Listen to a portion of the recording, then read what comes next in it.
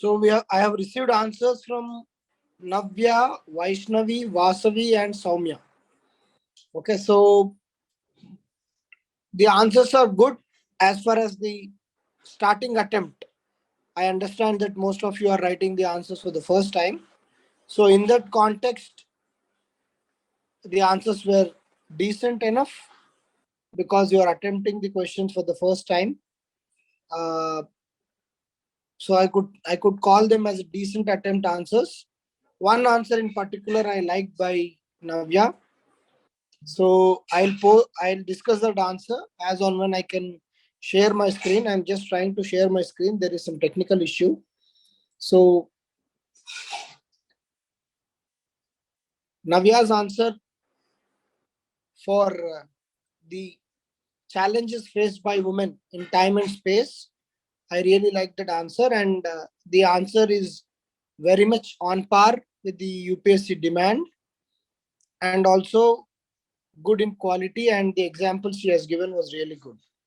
So I urge people who are here attending this program daily to further increase in number and also to participate in writing the answers. So only when you write the answers, you will start realizing that there is something which you can improve upon. You will also realize your weaknesses, your strengths, and what are the areas which you need to work upon. Further, don't feel shy to post the answers in group. You are welcome to post it in my personal window, no issue. But going forward, you need to have the confidence to post in the group. No one should judge anyone.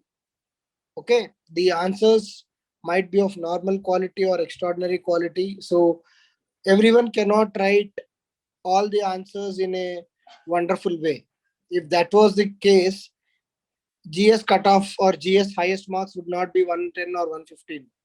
So out of 250, someone is only able to score 115 and becoming the topper in the paper. So that means even they are not getting 50%.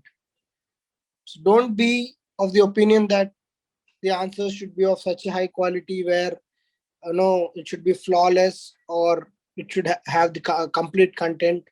Not necessary. Whatever answers you get to the mind,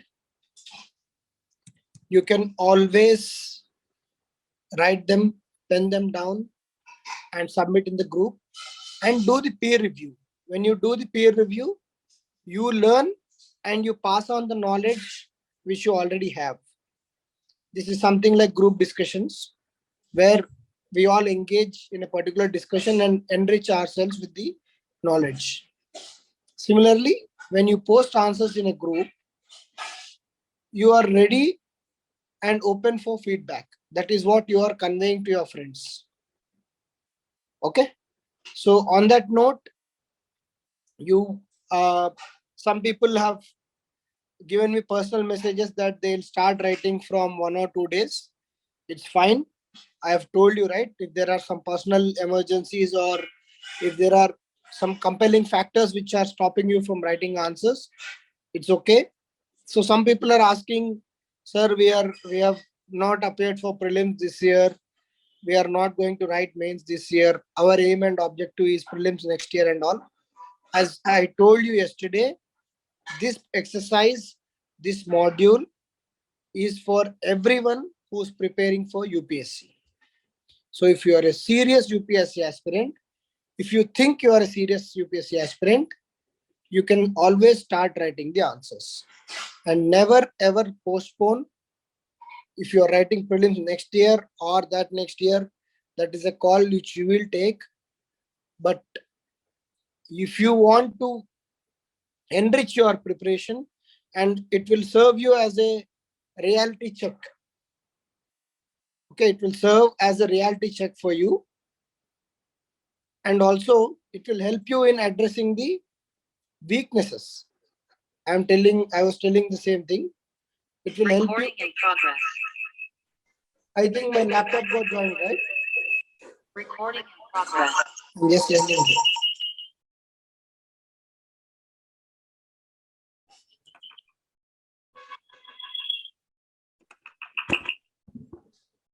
Yeah, I'm audible here, right?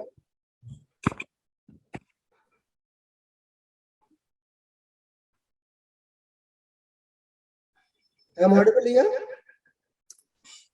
Sir, there is a resound, sir. Resound. Why? It got connected twice again. Yeah, there are two sessions operating. Just 1 second.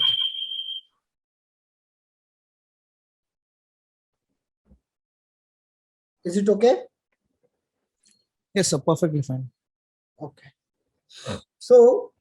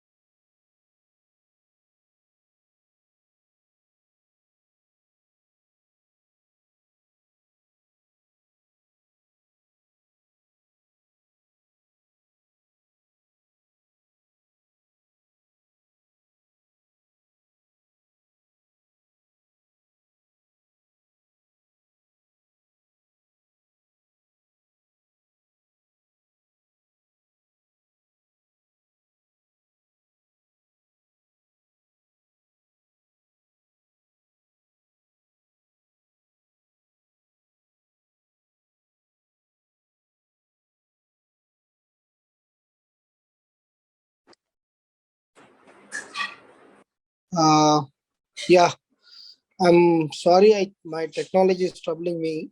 I'm again. Give me some time before my laptop comes back to normal. So meanwhile, let's discuss.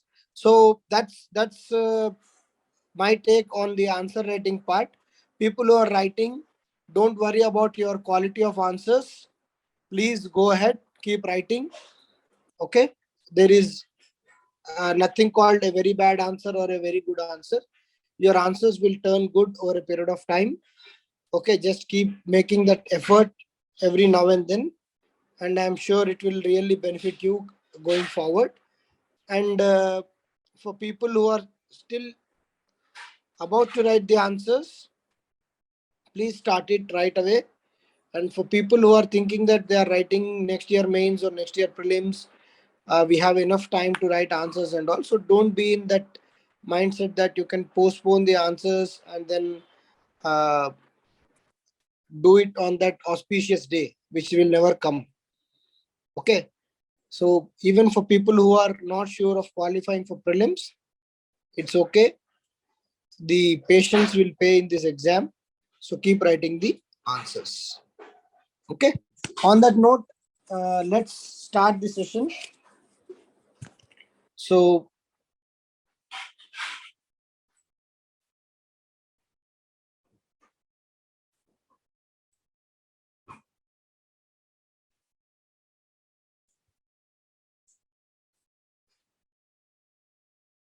what's the first question?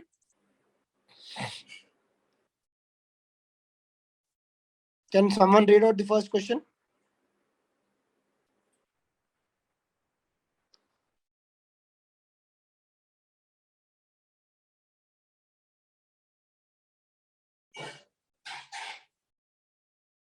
Am I audible?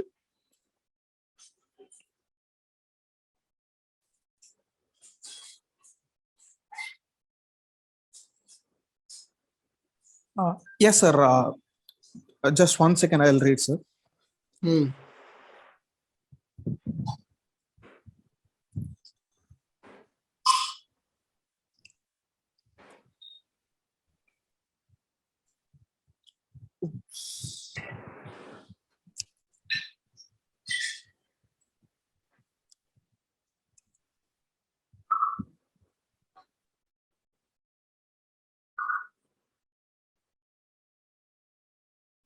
So I'm just seeing the question. Do we have cultural pockets of small India all over the nation? Elaborate with examples. So just read the question. our thumb rule of reading the question thrice before answering it. Please read the question thrice. Take a couple of minutes and then start making your points.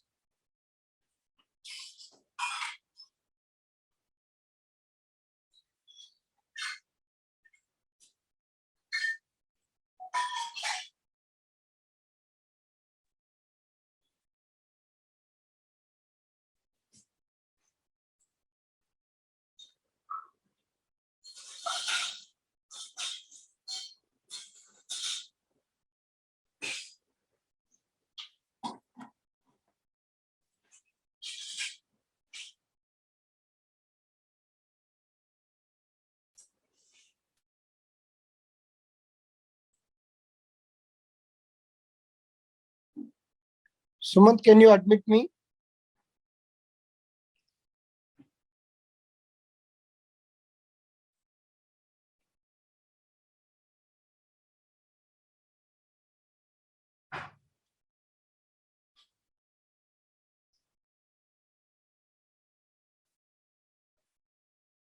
Recording in progress.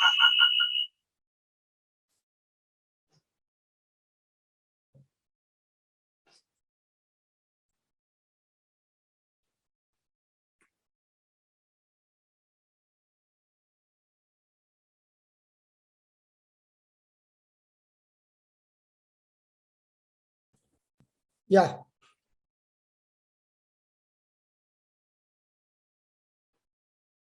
Let me just share the screen. I'm now on my laptop, so it will be comfortable for me. Sumant, can you make me the host?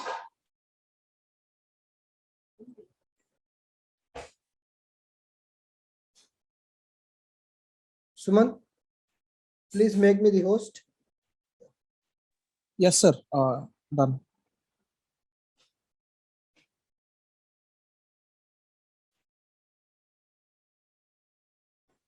Yeah, my screen is visible, right? Okay. Yes, sir. So do the first question.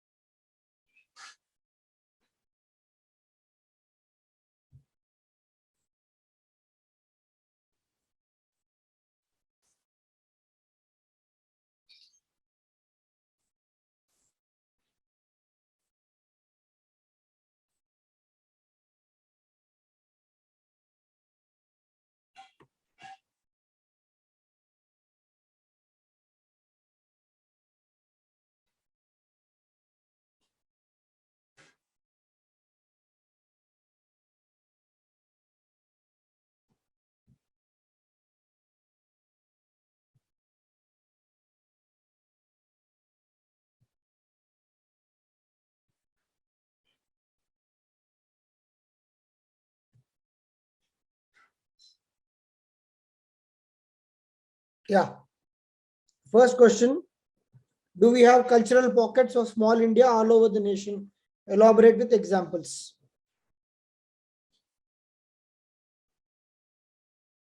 Yeah.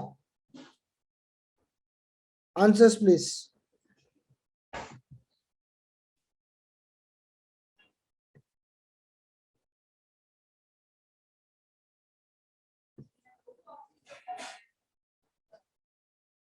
Read the question. Do we have cultural pockets of small India all over the nation? Elaborate with examples. So what is the demand of the question? As we discussed yesterday, when we read any question, first we need to understand the demand of the question and then come to the framework of the question, analyze the content which we have, and then present it in a particular way. Okay. So what is the demand of the question? What do you understand? Do we have cultural pockets of small India all over the nation? Elaborate with examples.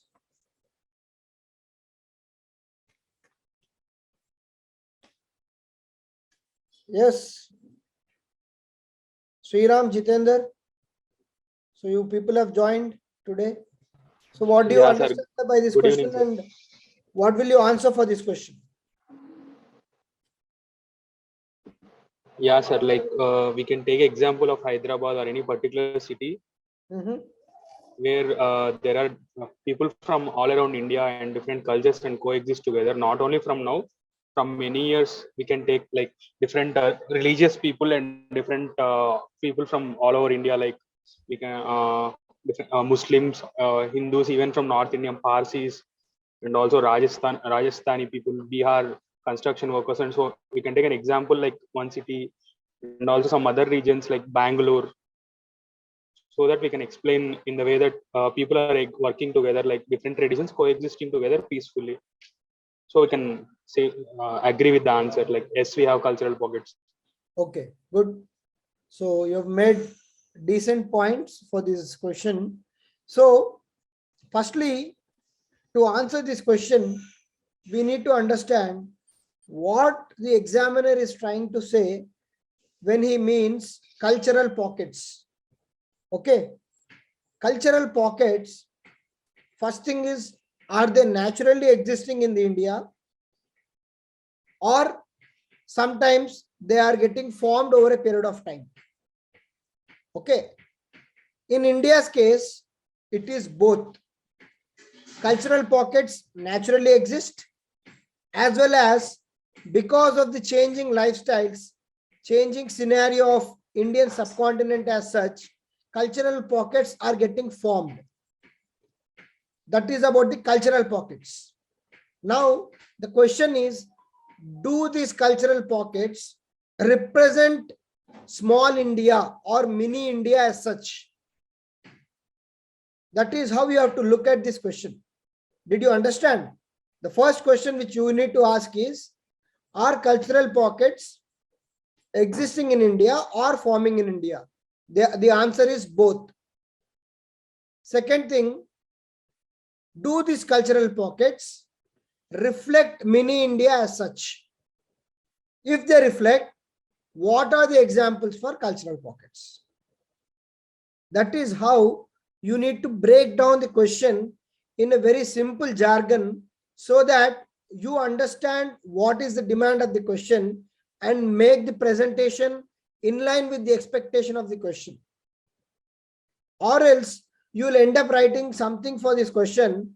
You might have thought that you have done brilliantly in this question. You are expecting 6, it's a 10 marker question, 6 or 7 marks, but you may be awarded only 1 or 2 marks, because you might be making a lot of points, but those points may not be relevant to the question. In this context, for Indian society, especially for the topic diversity of India or the salient features of Indian society, you can always start your introduction with the diversity of India. Yesterday also, when we have seen 5 questions, out of 5, almost in 2 or 3 questions, we started our introduction by mentioning the cultural diversity, multi-religious, multilingual, and other aspects where the unity of diversity of India is being reflected. So why we want to give such a kind of introduction in society related questions is how we will sound as an informed aspirant when the examiners say, when you're starting the introduction saying that India is a multicultural, multi-religious, multi-ethnic and multilingual society, it shows that you respect the unity and diversity concept of India. In that context, when you are making your answer, the examiner will feel that yes, you are making some sense. Similarly, for this question, you can always start that India as a nation has multiple cultures, religions and languages, which is rich of diversity and rich of cultural heritage. In this context, there are many cultural pockets which represent the Indian culture as such. So that can be your introduction. Coming to the body, what exactly are the reasons for formation of cultural pockets? So the states itself are a kind of cultural pockets. In India, states are formed on the basis of language. Language is part of a culture. So states themselves are cultural pockets. So you can make your first point saying that the states themselves represent the cultural pockets in India. And then because of the latest movement of people for various jobs, because of the movement of people for various jobs, people are migrating. Say today, a person in Bihar is working in Bangalore because of the IT boom in Bangalore, or say Hyderabad as such. Persons from remote corners of India are coming and settling down at this place. What happens when group of people come over a period of time? They tend to form an association, and that association becomes a cultural pocket. So migration or movement of people in search of jobs, settling down at a place, forming an association, which turns into a cultural pocket. And then just now we took the example of Bangalore, Hyderabad, other major states or major cities. In these cities, there are cultural pockets in themselves. Many people, when they come over a period of time and settle down here, they tend to exhibit their own habits and culture. That becomes a cultural pocket. And the way in which we celebrate our festivals reflects our culture. And you can give the example of MNCs, multinational companies. If you take, say, Microsoft, it itself is a cultural pocket, because people from across India are employed in Microsoft. Your boss is a Bihari, your subordinate might be a Bengali, your colleague may be a Tamilian. So it's a cultural pocket. The gated communities, the townships, the central government townships, and then the higher education institutions, the IITs, the IIMs, all these are cultural pockets.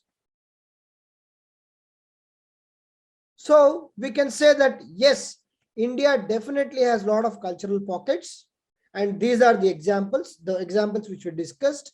And in the conclusion, you can say India thrives on its culture, and the uniqueness is that most of the culture is spread across the subcontinent in the form of cultural pockets, and this reflects, they themselves reflect a mini India.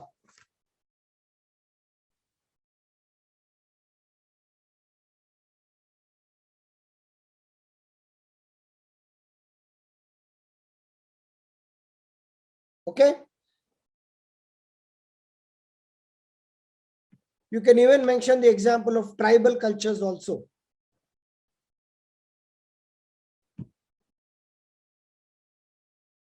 Is the first question clear to everyone?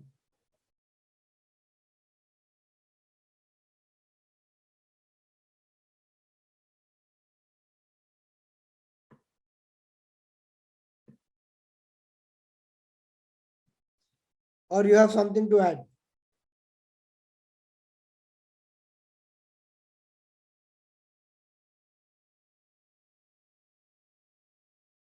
Is it clear?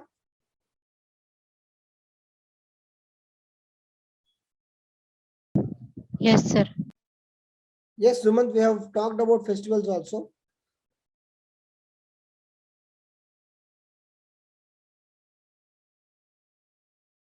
Yeah, see, the examples can be endless, but I just want you to understand the context of the question and how to present the answer. Army cantonments, PSU townships, central government townships, all these are cultural pockets in a way. Sir, as it is a 10 marker, how can we restrict ourselves? So, see, I have given you the content now. Okay. What you do is you try to come to the, in my previous discussions also, I have always been maintaining the same thing. For a 150 word 10 marker question, the faster you come to the core of the question, the better chances you have for scoring high. You need not beat around the bush. As I told you, 2 lines of introduction, then come to the body. In body, you mention about the examples. Since they are asking you for examples, the more examples you mention, the better. Say 5 to 6 examples of how the cultural pockets reflect. So in our case, we have already discussed 7 to 8 examples. Just write those examples and then conclude. Okay, sir. Clear, Sriram? Yes, sir. Okay, so hit the core of the question at the earliest, at least for a 10 marker. Don't waste your time so much in introduction or so much in conclusion. Your body, the core of the demand of the question, should be addressed at the earliest so that you are making the life of the examiner easy.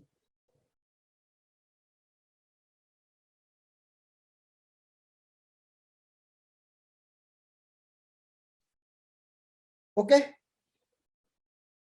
So let's move to the second question. In the context of diversity of India, can it be said that regions form cultural units rather than the states? Give reasons with examples for your viewpoint. You see the continuity of trend in UPSC. Many times we think that previous questions are not important or already asked question will not come. Do you see a strong interlinking between question 1 and 2? At least I am able to see that there is a strong interlink between question 1 and 2. Everyone is agreeing with me? Yes, sir. Yes or no? The first, it's indirectly they are asking, even if I say cultural units, if I replace with cultural pockets, in the context of diversity of India, can it be said that regions form cultural pockets rather than states? Even then the question makes sense. And so then they are asking you for examples. So something asked in 2017, it has been refurbished, modified, and put in a different English 2019.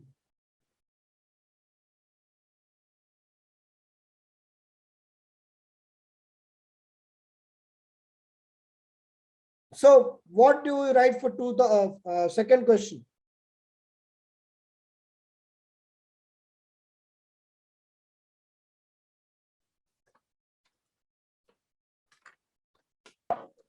So we can directly enter into the north, south, northeast lines. So the beauty of society with regard to salient features of Indian society or diversity of Indian society is your introduction is assured. Your introduction is minimum guaranteed. Always start with an introduction of cultural diversity, multi-ethnic, multi-religious nature of India, because in the same paper, you will not have 2 questions from the same subtopic. So always have a very good introduction in hand for your society, and whenever question comes on this society, especially the diversity of India, write about the salient diversified features of India to start your introduction, so that you need not think about the introduction. Many times what happens when we sit for writing the answer is we are struggling, we know the content, we are struggling to start the answer. Instead of that, for standard topics like diversity of India, you have a very good introduction in hand. Whenever you're seeing that question, put that introduction and then straightly come to the core demand of the question. That will make your life much more easier in the examination hall. So in this context, the introduction is still the same. Whatever introduction is applicable for the first question is very much applicable to the second question. In the context of diversity of India, the moment you see diversity of India, you are supposed to mention the various features which reflect the diversity of India. Again, same thing, multi-religious, multi-ethnic, multilingual, multicultural. All these are the flagship points of Indian diversity.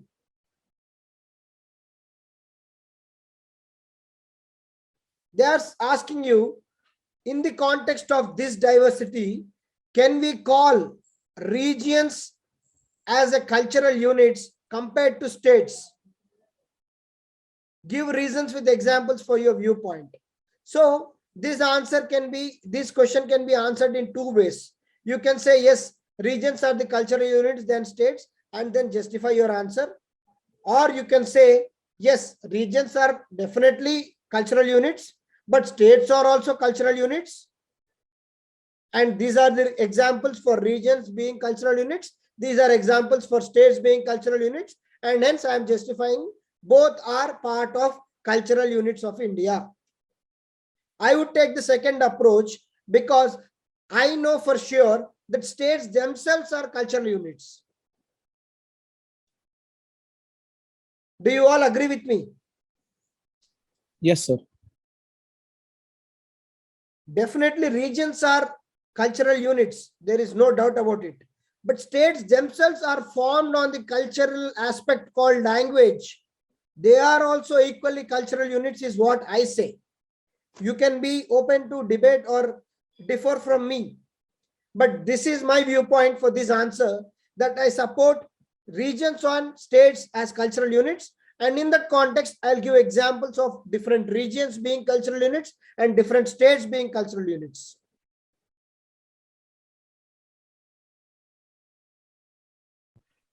Yes, sir. Sir, I want to add one point. I mean, even similar geography also promotes similar culture, no, sir. So Yes. geography crosscuts all the borders that we draw between states. So culture can be same across different states, but yeah. So basically, That geography we are calling as region, right? yes, sir. Yes. The geography which you are talking about is a region. So for in this answer, when it comes to the body, in the regions, I'll mention Northeast region.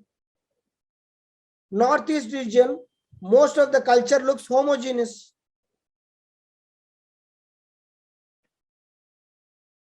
And the central India, come to central India.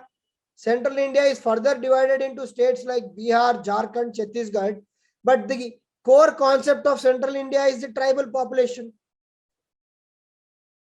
So tribal culture is again something which is spoken about as a homogeneous entity.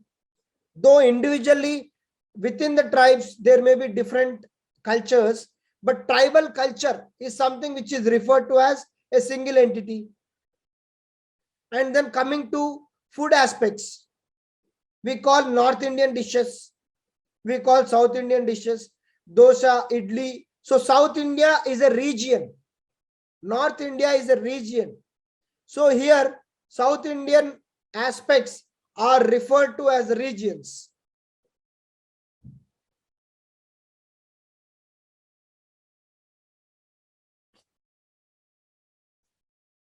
Clear? And then in the regions, we mentioned so many examples. Northeast region, Central India, food habits of South India and North India, how South India is more depending on rice, North Indian food habits are with regard to the wheat. So these are examples of regions being cultural units. However, in the next slide heading, I will say states are also cultural units. For example, states are divided on the basis of language. Language is part of a culture. So each state has its own linguistic culture.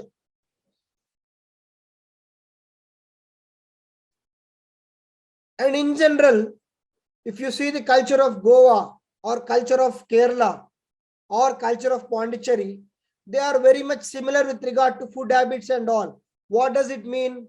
As Suman said, geography of these states, they are all sea bordering states. Generally, sea bordering states have a kind of culture for themselves.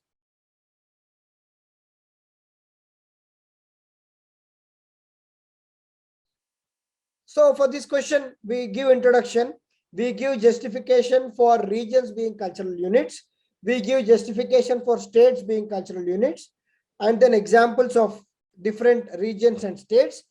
For conclusion, what I would say is, in the context of the present day dynamics of changing migration patterns or the demographic dividend as such, we cannot generalize that regions are cultural units compared to states. In fact, states themselves are undergoing a heterogenic mixture of cultural pockets which reflect small India. What did I do here? I have used the first question as conclusion in my second question, and still I'm making a lot of sense. What I'm trying to say is, boss, in the present context, states themselves are undergoing so much of dynamic change that we cannot attribute this region is cultural pocket or that state is a cultural pocket, where within states, there are a lot of cultural pockets coming up and reflecting the concept of mini India.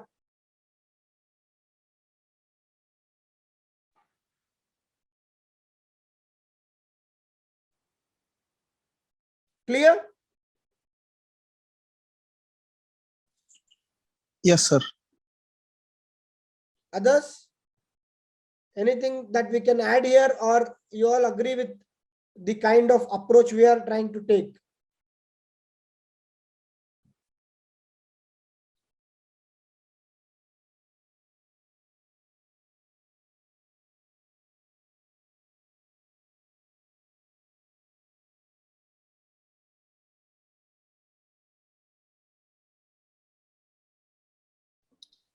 Sir, can we finish this answer with the homogenization concept? Like what we call, when we were discussing food, no, sir, South Indian and North Indian. So because of this emerging cultural pockets, there are new kinds of foods emerging, and still people celebrate the diversity. Uh, so would that be relevant? Yeah. So where you are making a very heterogeneous conclusion in that way. See why they are asking these kind of questions in UPSC, you try to understand. Okay. They want you to realize and respect for the fact that the India as a country is undergoing the cultural mix. Today, I being a Telugu person, know the culture of Bengali or a Marathi or a Bihari because I am interacting with them day in and day out. I am part of those festivals. I know that on my Ugadi day, there is Gudi Padwa also being celebrated by my Marathi friends. And I know that the same Ugadi Pachadi I am making is differently made by my Marathi friends. And that is how India is dynamically changing. And being an aspiring civil servant who is ready to serve anywhere in India, you should be respecting the fact that the cultural transformation or the cultural assimilation is happening in the continent or the country right now. And whatever examples you are bringing to justify the diversity will be very much welcomed and appreciated.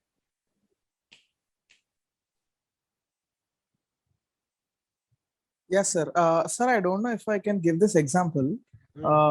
Like because of the new foods emerging, because dosa is a South Indian food and pav bhaji is a North Indian food, and in market today we see pav bhaji masala dosa selling like selling like hotcakes. So this can this example sum up, and this is also very good for India in this sense, giving this connotation and adding this example. Will it make a good conclusion?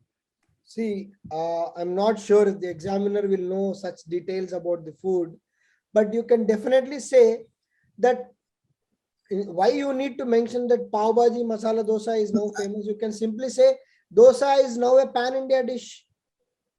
Yes, sir. No, just it came to my mind just now You when can we were simply discussing. So mention just that today across length and breadth of the country, you go anywhere, you will definitely get idli and dosa. Be rest assured. So you can say, and even if you go to Kerala, you get parathas. So that shows that there is cultural mixture happening in the country. Okay, fine. So come to the third question. Describe any 4 cultural elements of diversity in India and rate their relative significance in building a national identity. So quite straightforward question. You need to choose any 4. Okay, any 4 elements which reflect the cultural diversity of India and the relative significance in building a national identity. First, you need to, the question is quite simple, straightforward question. Identify 4 aspects of diversity and how these 4 factors are going to play a role in national identity. That's all. So, what would be the, for this question, the answers I got in my personal window, most of them are very relevant, be it answers of Vaishnavi. I think Vaishnavi has written a very good answer for this. The elements of diversity in India. Let me check if I can get that answer. Yeah. Meanwhile, you guys please try to answer this question.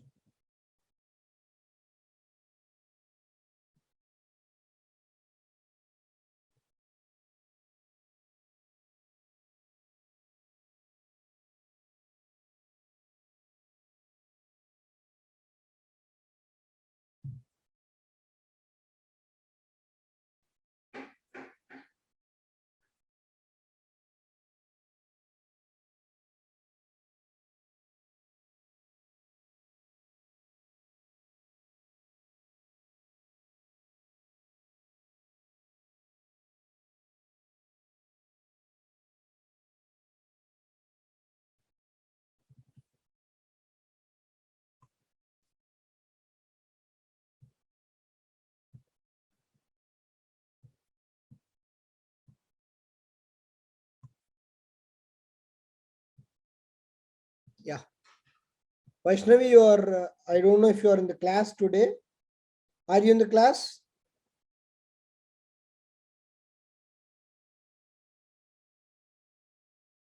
Okay. So you have very good presentation skills. Okay.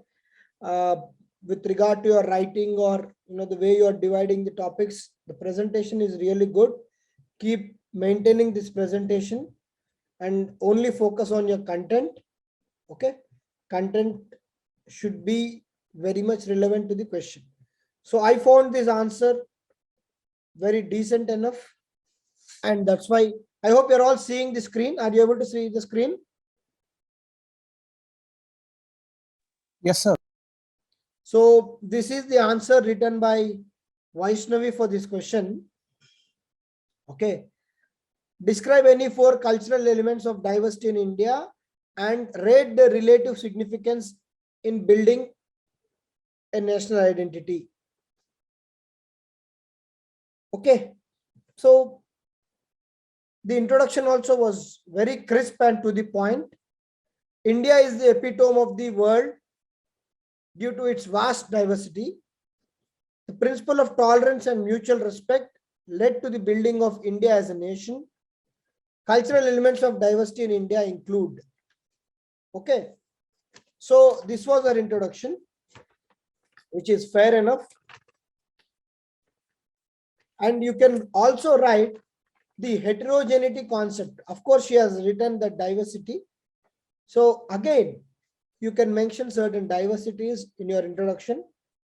And then cultural elements. You can write few cultural elements, because it's not that only these are the diversifying elements. There are so many diversifying elements in India.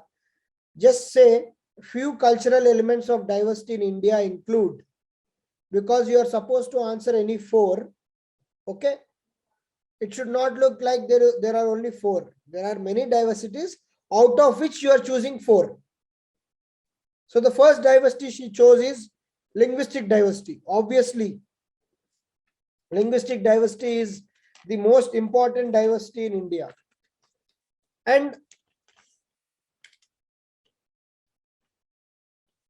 one suggestion I would like to give to Vaishnavi is, first explain the diversity, and then you bring out significance of each diversity in another column or another heading.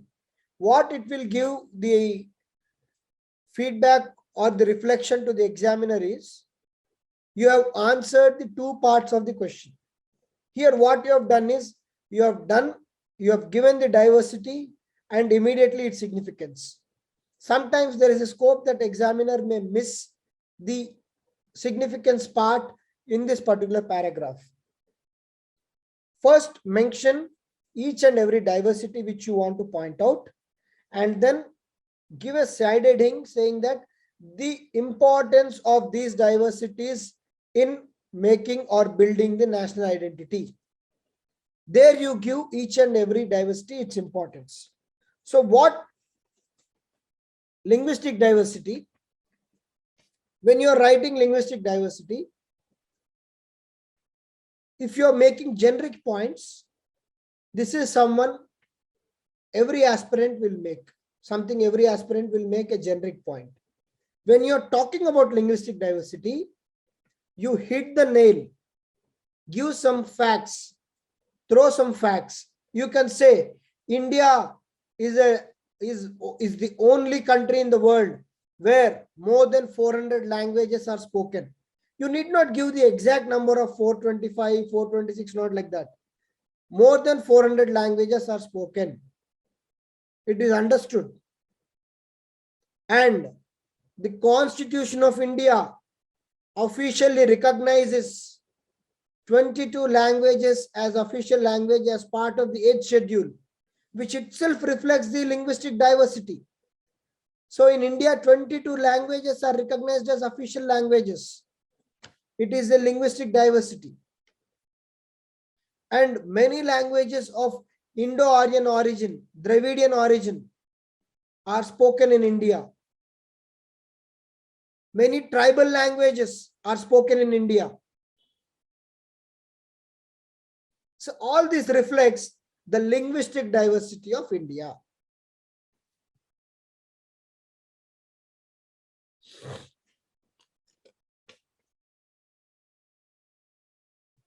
Okay. Then she has chosen religious diversity. Again, a very good diversifying quality of India. In religious diversity, you can say India is land, motherland for some of the major religions of the world, like Buddhism, Jainism, and the Vedic religion or the Hinduism. And the foreign religions to India are also imbibed in India, like the Islam, Christianity, the Parsis. So basically, the religious diversity of India also reflects the heterogeneous nature of the Indian subcontinent. And the diversity, religious diversity, is protected through the fundamental rights. And coming to the third part, ethnic diversity or racial, ethnicism and racialism are same, almost same. So better to avoid ethnicity. We can say the diversity is with regard to the festivals or culture.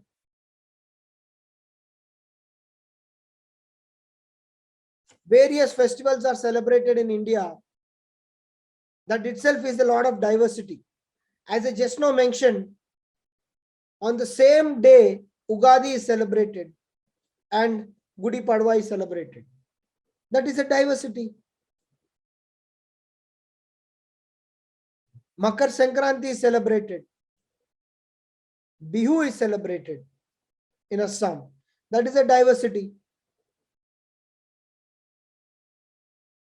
Lohri is celebrated in Punjab during the Sankranti. It is a diversity. So festivals also reflect diversity of Indian subcontinent, and then mention some examples. And yes, finally, the racial diversity. Various races of India, the Mongoloids. So when you are mentioning racial diversity, always make sure you give examples of certain races.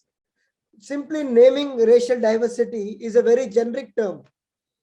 So definitely you have to name certain races like Negritos, Mongoloids, Australoids. All these races are very much present in India. And despite coming from so many racial backgrounds, we are all united. That is why India is called the country of unity and diversity. Now, the first aspect of the answer is addressed, which is the diversity. Now, the significance of diversity in national building.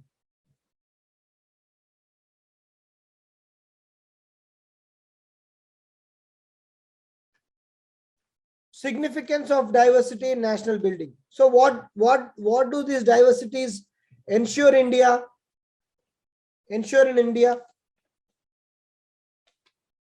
They play an important role in developing tolerance towards each other. I for sure know that if my friend is following another religion, I respect my friend, and so I respect his religion. I respect my friend, so I respect his language. Basically, the diversity around me is bringing a kind of tolerance in me. That is, I am accepting other cultures. I am accepting other aspects. And then the diversity is significant in bringing out the concept of secularism in India. The diversity is important in bringing out the concept of secularism in India. Finally, the diversity is what brings us together and comes out with the concept of unity and diversity. We are all united as far as our nation is concerned.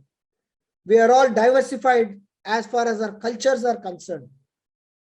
This unique phenomena of unity and diversity, which helps in the national building, which helps in not mitigating the patriotic feeling, is caused by the diversity present in our society itself. So these are the significance which the diversity is bringing on table in our nation building. That is how you need to answer this question. And maybe in the conclusion, to look very innovative, when I saw this question, I got a conclusion that the diversity is what makes India a unique land. in the global framework. And in the diversity is what brings the nation together and makes the nation, which is popularly called India of My Dreams by Mahatma Gandhi.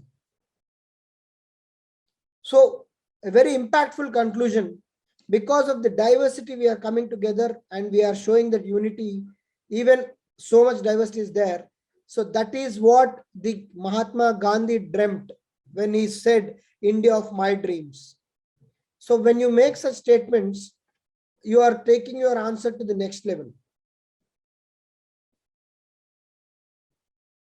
And the examiner also looks very satisfied because you are not making generic points. You are borrowing your contents from multiple sources and presenting them in a very organized way. Okay?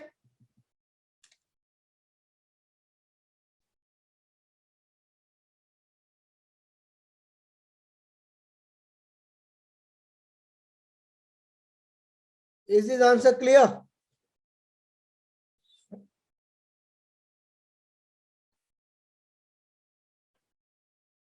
Yes?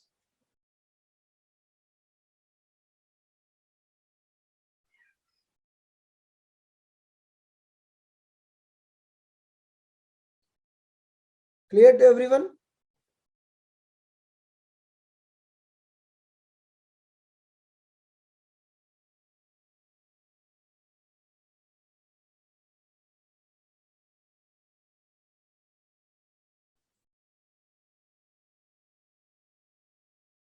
Yeah. Let's go to the next question. Empowering women is the key to control the population growth. Straightforward question. Whoever has answered this question in the exam today, most of you have made very relevant points. So a straightforward question which was asked in the recent UPSC exam. Empowering women is the key to control the population growth. Discuss. So when you are writing this answer, you are supposed to write the empowering of women in various spheres. Okay, then give empowerment across various spheres like professional, personal, educational, technology. So when you give those side headings, the answer looks very, very informed and organized. For such straightforward questions, for the fourth and fifth questions are quite straightforward. For such straightforward questions, the game of UPSC is all about presenting the content in a relevant and a better way.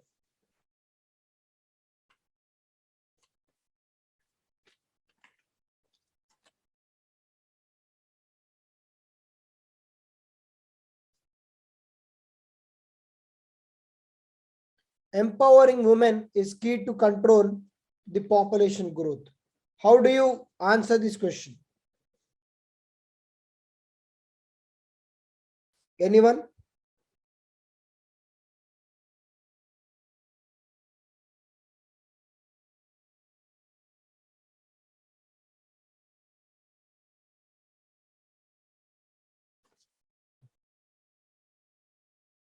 How do you start this question?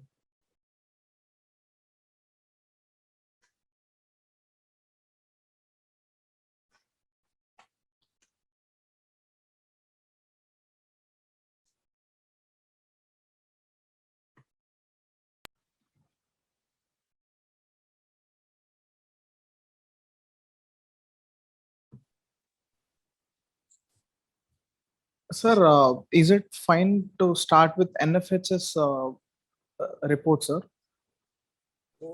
In the context, what do you want to present from NFHS report? Yes, sir. In NFHS report that came out this year, the states which has low TFR has shown that the number of women operating their own bank accounts were high, and the number of women who are working, their population is also high.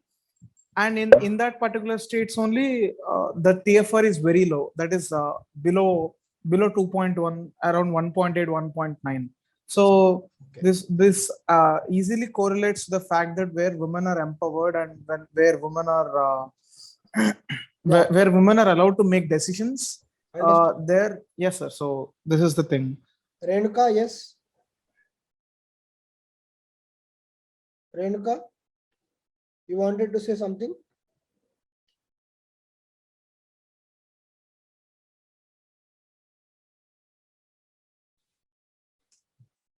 Okay, so introduction, you are unable to mute. Sumant, give the option for people to mute. Sir, it is there, sir. I think they can simply unmute and or else it is no, the host access is with you, so I think you can do that, sir. Okay. But if I can speak, like anyone can unmute themselves, sir. Yeah, I have unmuted you, Renuka. You can talk. You can unmute.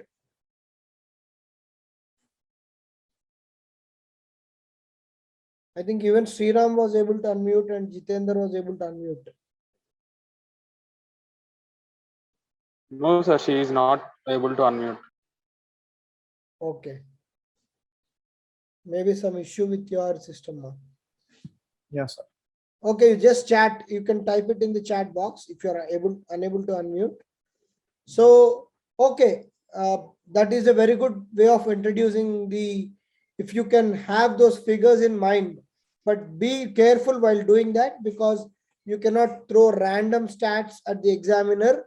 If you are, if the examiner knows that report and if you throw random stats, you will be in soup.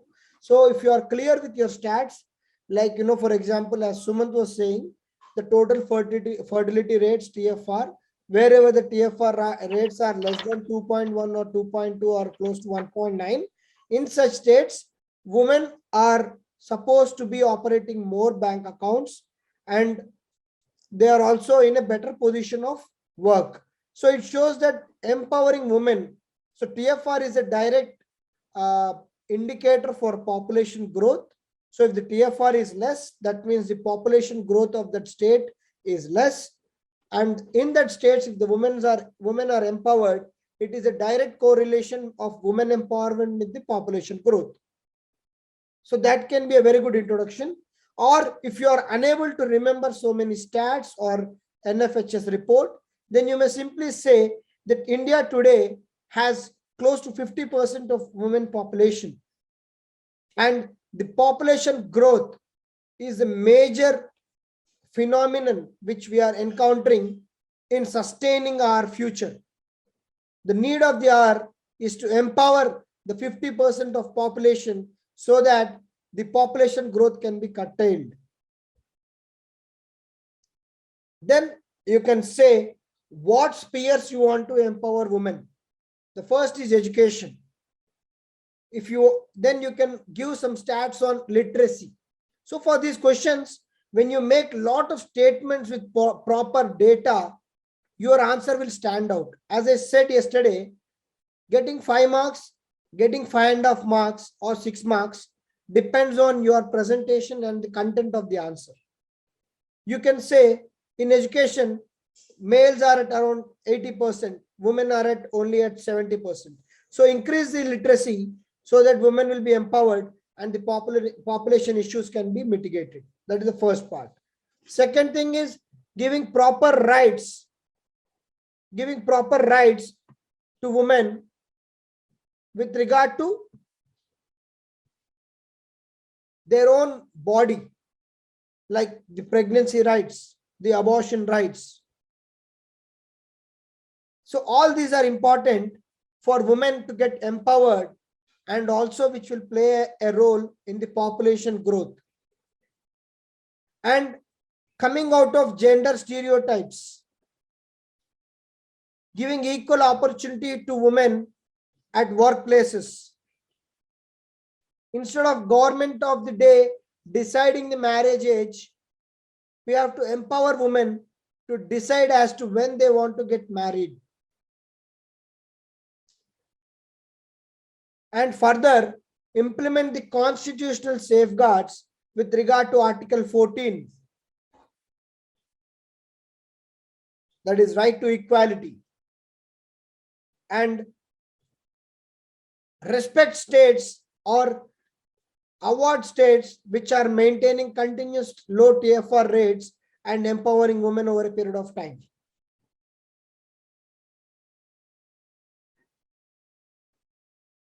Yeah. Renuka, your points are also very relevant.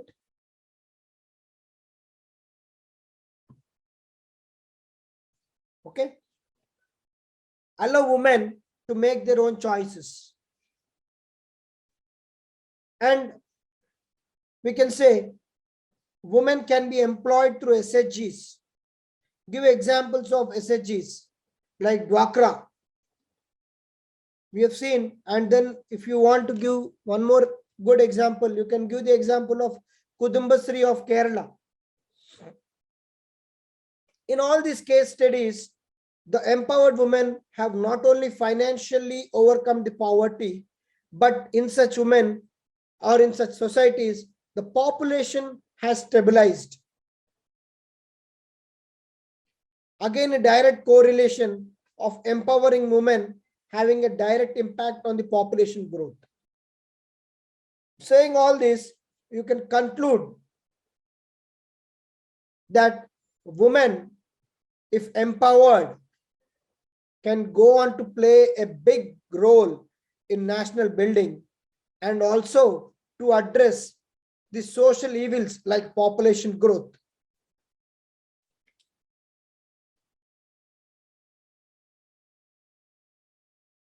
Is it clear? Yes, sir.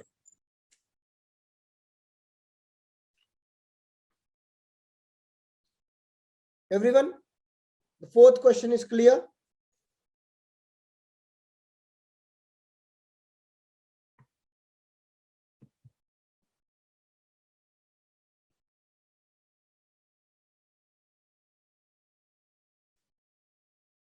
Sriram, you have something to add? No, sir. So just look at the fifth question again. Fifth question now. Final question. Again, a straightforward question. What are the continued challenges for women in India against time and space? How do you answer this, Jitendra?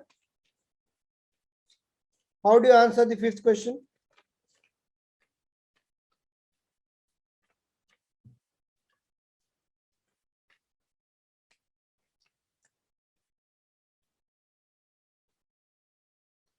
What are the continued challenges for women in India against time and space? So we can enter into educational space and we can increase their time.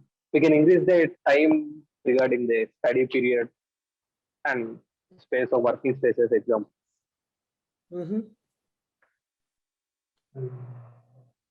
societal space. So what do you understand by challenges in time, challenges against time and space? Yeah, Rajni, please. Hello, sir. So to write this answer, we can talk about how, due to the recent changes in the society, women are taking part in almost each and every sphere of, be it workplace or anything. But also at the same time, when women takes up new like responsibilities and position, it is still regard the household chores are still regarded as the main responsibility for the women to do. And when it comes to other occupational responsibility, it is when they are done with their household chores and when the males of the family do these household chores, it is regarded as the help rather than the responsibility. So the main challenge will be the change of the attitude towards all the works.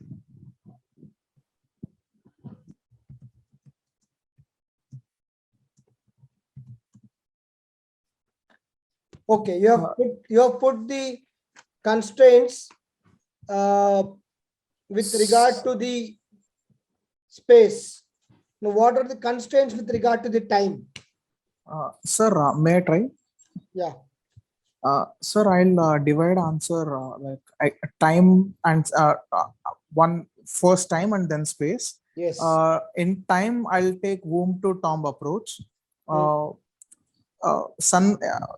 term that is sun meta preference when it comes to birth of a younger child, skewed sex ratio at birth is something we can use, which indicates the patriarchal mindset of giving a child to a girl at birth, and when she grows up, there is a lack of in proper nutrition is not given. Yes. And when at school there are improper sanitation facilities, and when they enter puberty, proper menstrual hygiene, proper this proper menstrual hygiene knowledge is not disseminated, which leads to the deterioration of health, and also forced marriages at younger age, giving rise to early pregnancies, and also and when they are in proper working age, they're considered at many times it is like then commodification of women happens at work, is happening, and also most of the women are not allowed to work, but yes, if they're allowed to work, mostly they're confined to agriculture. Feminization of agriculture is happening, uh, and so so these are some points where we can take womb to time approach with respect to time. With respect to space, yes, at home, when we'll start at home, then we'll list the similar points which you have listed earlier at time, like sun meta preference, improper nutrition, confining them to 4 walls in the house for household chores. Then at workplace, there are many cases of molestation there. There are many cases of harassment, and when it comes to educational institutions, the proper facilities are not given for them to prove themselves. So these are different examples of space. And conclusion, I have to take it from you, sir. I'm not clear how to conclude. Okay, good effort by Rajni, Jitendra, and Sumant. Okay, and this is an open-ended question. You see the question: what are the continued challenges for women in India against time and space? So, in such questions, you can always conclude by giving certain solutions. Okay, so that will be very much respected, because as a civil service aspirant, you are not expected to point out problems. Any fellow who at the tea shop also will point out 100 problems with the government. But what is the solutions you are proposing will stand out. In such questions where there is an opportunity to present your solutions, hit the nail with the solutions through your conclusion. So that would be my approach, because you are informing the examiner, boss, I am not only aware of the problems, I am even proposing the solutions. You look very, very informed. Got it? So most of you made very good points. In this context, the answer, as I told before the class, written by Navya was really good, definitely on par. Maybe slightly it can be improved. Always there is scope for improvement.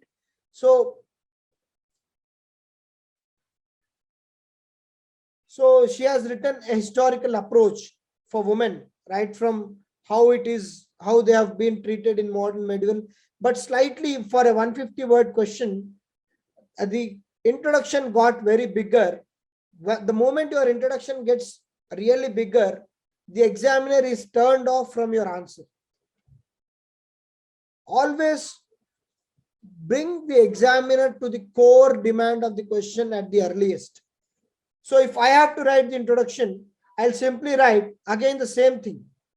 In India, 50% of the population are women, and women in India have enjoyed very prominent posts, right from the president, prime minister, and chief ministers to various states. And yet, at the dawn of 21st century, women still face challenges both against time and space. I'm hitting the nail saying that women did enjoy, are still enjoying a lot of good respect, but again, they are still facing certain issues.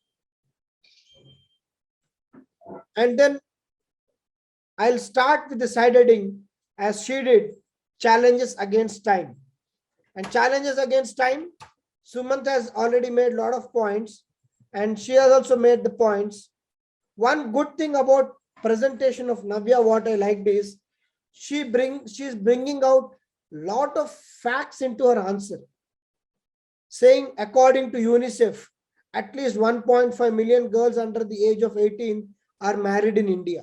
So it's a very striking statement she is making. So instead of just saying the early marriage in India are a big damping effect to the empowerment or the upliftment of women, she's coming out with a figure.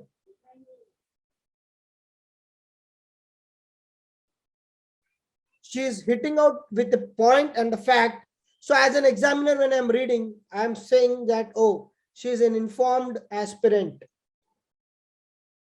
And then she says, because of this stat or because of this early marriage, it leads to no freedom in choice of family, food or nutrition, etc.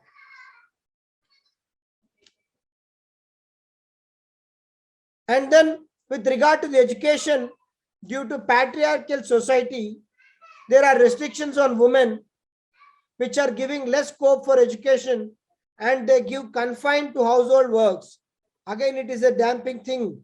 So basically what women face in India is they have to get married on time. They have to give birth to kids on time. So that is what the examiner means, challenges against time. That means the cycle time for women to prove herself is 25 years. If you want to crack IAS, crack before 25, or else I'll get you married. If you want to enjoy life, you enjoy before 30, or else you have to have 2 kids. So this is a kind of challenge which they are facing against time. We have to bring that aspect.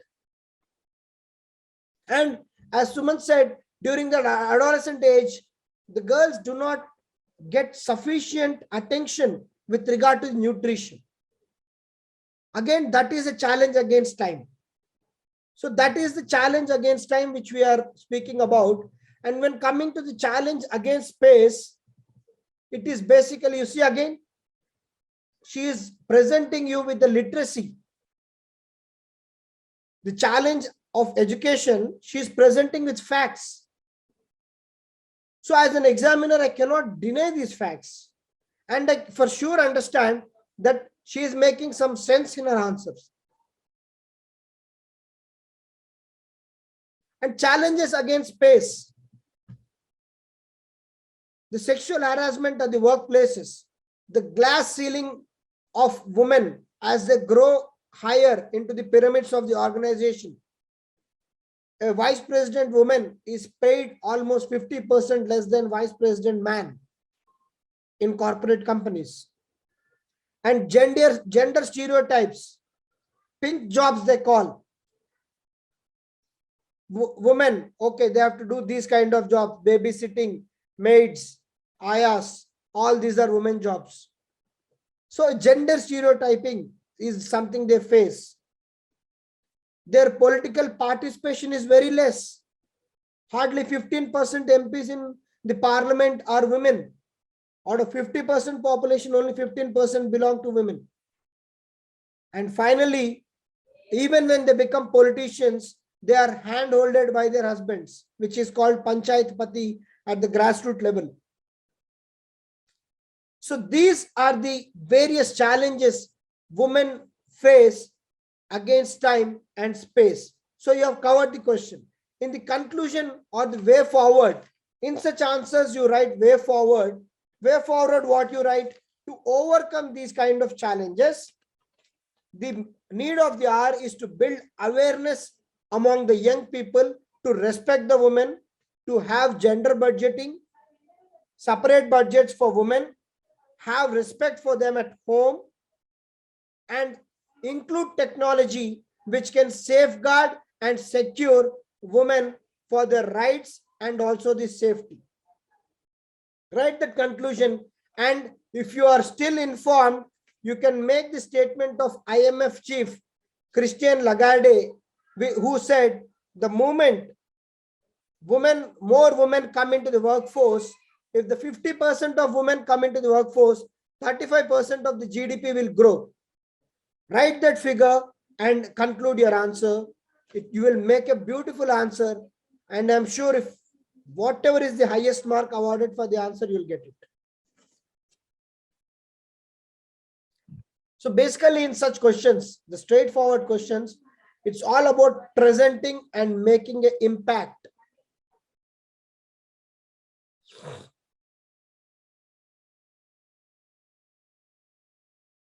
Is it clear? Is it clear? Yes, sir. Yes, sir. Yes, sir. So anything else you want to add for these answers?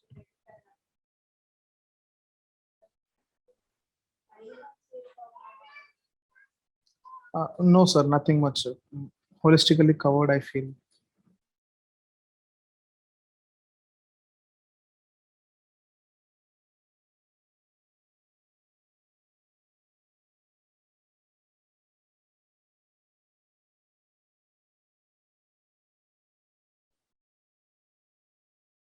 Okay, clear about this? Yes, sir.